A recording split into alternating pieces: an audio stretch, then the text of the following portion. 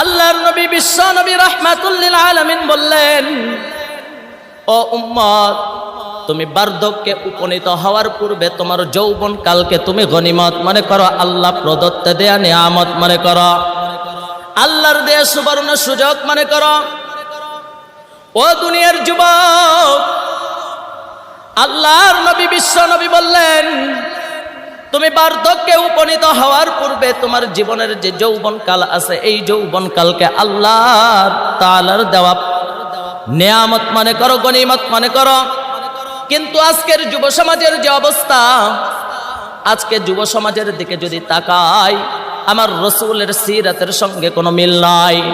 আজকের যুব সমাজের দিকে যদি তাকাই, আমার রসুলের আদর্শের সাথে কোনো মিল নাই।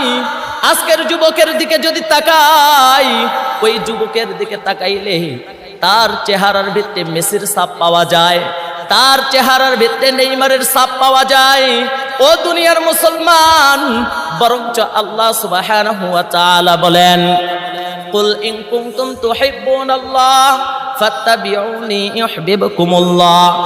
আল্লাহ পাক রব্বুল আলামিন বলেন, কোন বান্দা যদি আমার রঙে রাঙাইতে চায়, আমি আল্লাহকে যদি পাইতে চায়, আমি আল্লাহকে যদি ভালোবাসতে চাই, সে যেন আমার রসুলের অনুসরণ করে, আমার রসুলের অনুকরণ করে। ও দুনিয়ার মুসলমান, আজকে যুবকের ভিতরে রসুলের আদর্শের কোনো ছাপ পাওয়া যায় না। বরঞ্চ আল্লাহর নবী বললেন, ও দুনিয়ার উম্মত, তোমার জীবনে বার্ধক্য আসার পূর্বে যৌবন কালকে গনিমত মনে করো।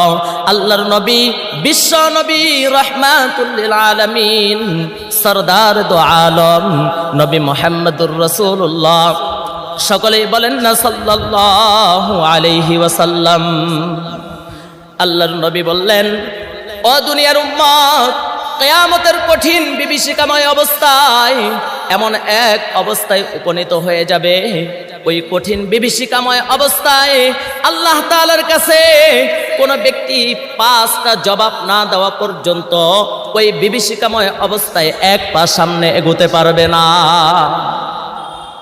5টা প্রশ্নের উত্তর না দেওয়া পর্যন্ত কেউ এক পা সামনে এগোতে পারবে না।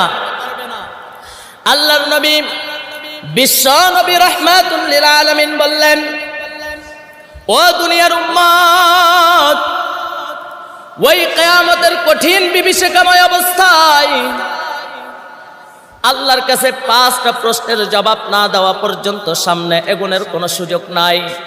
আল্লাহর নবী বললেন, সেই 5 প্রশ্নের 1 নাম্বার হলো